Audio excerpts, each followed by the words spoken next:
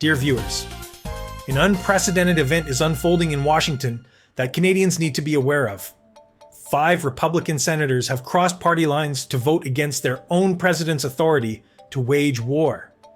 This is not symbolic opposition, nor is it political theater staged for cable news channels. This is a formal legislative effort to limit Donald Trump's authority to use military force without congressional approval. And it happened because after examining Trump's actions in Venezuela and listening to his sanctions against Greenland, Colombia, Cuba, and Iran, the senators concluded that the US president cannot be given unlimited military power. Trump's reaction was immediate and predictable. He called the 5 senators individually.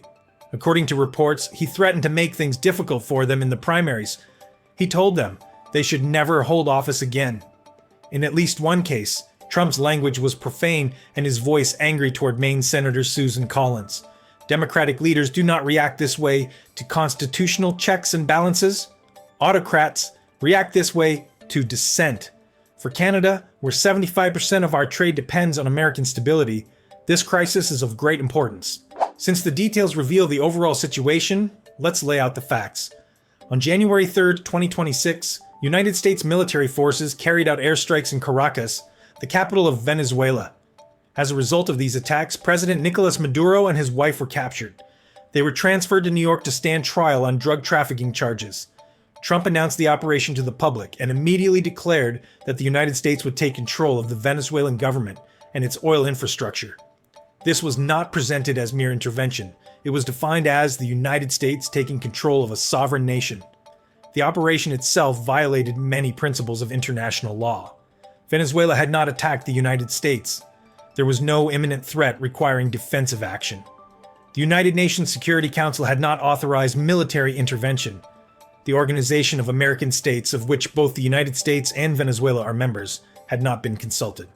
What Trump ordered was a unilateral military attack to remove a foreign head of state and impose the US government on another country. Such actions are typically associated with imperial powers, not democratic republics bound by international treaties and constitutional constraints. Canada's initial response was notably cautious. Prime Minister Mark Carney issued a statement saying that Canada welcomed the removal of Maduro as an illegitimate leader, but called for all parties to respect international law. That formulation satisfied almost no one. Critics argued that Carney was trying to have it both ways, applauding the outcome while paying lip service to legal principles. Former Liberal Foreign Minister Lloyd Axworthy described Carney's statement as showing a clear reluctance to criticize Trump. Bob Rae, Canada's former ambassador to the United Nations, went further. He warned that Trump's actions in Venezuela should serve as a direct warning to Canada. His words were stark. The United States under Trump, Rae said, is rejecting multilateralism in favor of asserting dominance over the hemisphere without any notion of legality. And then he added this, "We're basically being told by the Americans we will do whatever we can get away with, and who's going to stop us?" Which is licensed to take over any country that they feel is getting in their way. That assessment is not hyperbole. Trump himself has threatened military action against multiple nations since taking office. He has suggested boots on the ground in Venezuela for an extended occupation. He has threatened Colombia with economic sanctions and military pressure. He has repeatedly stated that the United States needs Greenland and will take it one way or the other. He has floated the possibility of military strikes against Iran, and he has described Cuba as ready to fall, implying American intervention there as well. This is not the language of a president managing foreign policy disputes through diplomacy. This is the language of unchecked executive power, operating without regard for legal constraints or international norms. The War Powers Resolution that Senate Republicans crossed the aisle to advance is designed specifically to limit this kind of presidential overreach.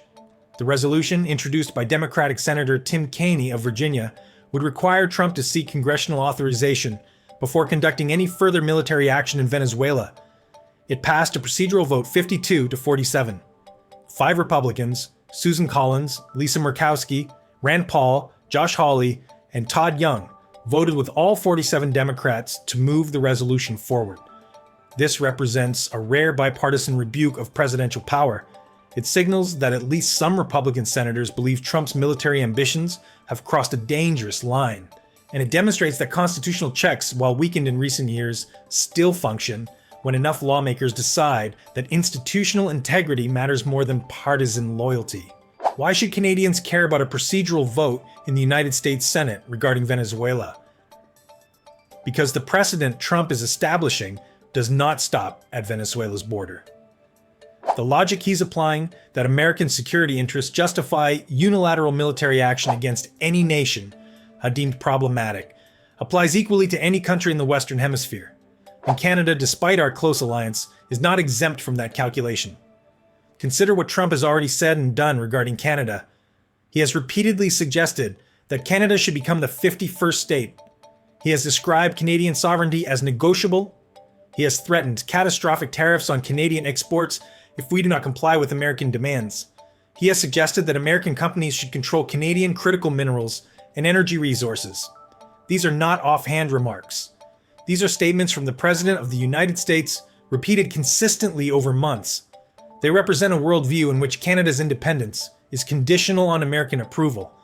And when that worldview is combined with demonstrated willingness to use military force to achieve territorial and economic objectives, the threat becomes concrete rather than theoretical. Bob Rae's warning that Canada is on the menu is not alarmist language. It is an acknowledgement of observable reality. Trump has shown that he views the Western Hemisphere as an American sphere of influence where international law does not apply and sovereign nations exist at Washington's discretion. Secretary of State Marco Rubio made this explicit in a television interview. He stated that the administration will not allow the Western Hemisphere to be a base of operations for adversaries, competitors, or rivals of the United States. Notice the language: not adversaries alone, competitors, rivals. Any nation that competes economically or pursues policies contrary to American interests can be targeted. Canada competes with the United States in energy exports. Canada pursues independent trade relationships with China and other nations. Canada maintains Arctic sovereignty claims that conflict with American interpretations of international waters. Under Rubio's framework, these facts make Canada a potential target. Now consider Canada's position more carefully. 75% of Canadian exports go to the United States. Canadian energy, automotive, aerospace, and agricultural sectors depend overwhelmingly on American markets. Canadian supply chains are integrated with American manufacturing to a degree that makes separation extraordinarily difficult. This creates leverage. When Trump threatens tariffs, he is threatening the foundation of Canada's economic stability. When Trump demands that Canada align its policies with American preferences, he has the economic power to enforce those demands. And if Trump is willing to use military force against Venezuela over oil and geopolitical positioning, what restrains him from using economic coercion against Canada to achieve similar objectives? The answer, theoretically, is the rule of law. International treaties. Constitutional limits on executive power. The norms that have governed the US-Canada relationship for more than a century. But Trump does not respect those constraints. He has said explicitly that the War Powers Act is unconstitutional. He has ignored treaty obligations regarding NATO. He has dismissed international law as irrelevant, when the primary check on presidential overreach is the president's own respect for institutional limits, and that president demonstrably lacks such respect. The system becomes dangerously fragile. This is why the Republican revolt matters. The 5 senators who voted to constrain Trump's military authority are not heroes. They are doing what should be normal, upholding their constitutional oath to check executive power. But in the current political environment, even minimal adherence to institutional responsibility feels significant because it is so rare. Their vote sends a message that some boundaries still exist, that Congress retains the constitutional authority to limit presidential war-making, that unchecked military adventurism will face legislative resistance, even from within the president's own party. Will that resistance hold? The resolution still needs final passage in the Senate. It would then require approval from the Republican-controlled House. And even if it passes both chambers, Trump has threatened to veto it. Overriding that veto would require 2/3 majorities in both the House and Senate, a threshold the current vote totals do not approach. The resolution is unlikely to become law, but its symbolic importance remains. It establishes on the record that Trump's actions violated constitutional norms. It forces lawmakers to declare publicly whether they support unchecked presidential war powers or whether they believe Congress retains meaningful authority. and it creates a foundation for future efforts to rein in executive overreach should Trump escalate further. For Canada, the lesson is clear. We cannot rely on American self-restraint. We cannot assume that our alliance, our trade relationships, or our shared history will protect us from a president who views power as personal property and sovereignty as negotiable. Carney's cautious response to the Venezuela operation reflects this reality. He cannot afford to antagonize Trump while critical trade negotiations are ongoing, but caution should not be confused with security. Canada needs options. We need diversified trade relationships. We need stronger ties with European allies. We need independent defense capabilities that do not depend entirely on American partnership. Because the United States under Trump is not a reliable partner. It is an unpredictable power operating without consistent principles or respect for international norms. Some will argue that comparing Canada's situation to Venezuela's is absurd. Venezuela is led by an authoritarian regime accused of drug trafficking and election fraud. Canada is a stable democracy and America's closest ally. Surely Trump would never treat Canada the way he treated Venezuela. This argument misunderstands the nature of Trump's governing philosophy. He does not make decisions based on alliance status or democratic values. He makes decisions based on perceived interests and personal calculation. Trump views Canada as economically competitive. In energy markets, he wants American companies to dominate. He views Canadian trade diversification toward China as a strategic problem. He views Canadian sovereignty over Arctic resources as an obstacle to American access. These facts make Canada a target regardless of our alliance history. The difference between Venezuela and Canada is not that Trump respects Canadian sovereignty more. The difference is that Canada has not yet crossed whatever threshold triggers military action in Trump's mind. But that threshold is unclear, movable, and determined entirely by Trump's judgment. Moreover, Trump does not need military force to coerce Canada. Economic leverage achieves the same objective with less international backlash. Threatening tariffs that would devastate Canadian industries produces compliance without the complications of armed intervention. But the underlying logic is identical. Use American power to force other nations into subordination. The method differs. The goal remains the same. The Republican revolt against Trump's war powers is a warning signal that Canadians must heed. When members of the president's own party conclude that he cannot be trusted with unchecked military authority, that assessment applies beyond Venezuela. It applies to every nation Trump views as an obstacle to American dominance. Canada falls into that category whether we acknowledge it or not.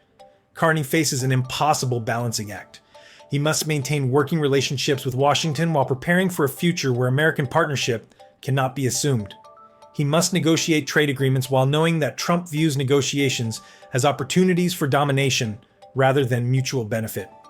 He must defend Canadian sovereignty while lacking the economic or military power to enforce that defense against American coercion. This is the reality of being a middle power neighbor to an unpredictable superpower led by a president who rejects institutional constraints. The Republican senators who voted to limit Trump's authority understand this danger.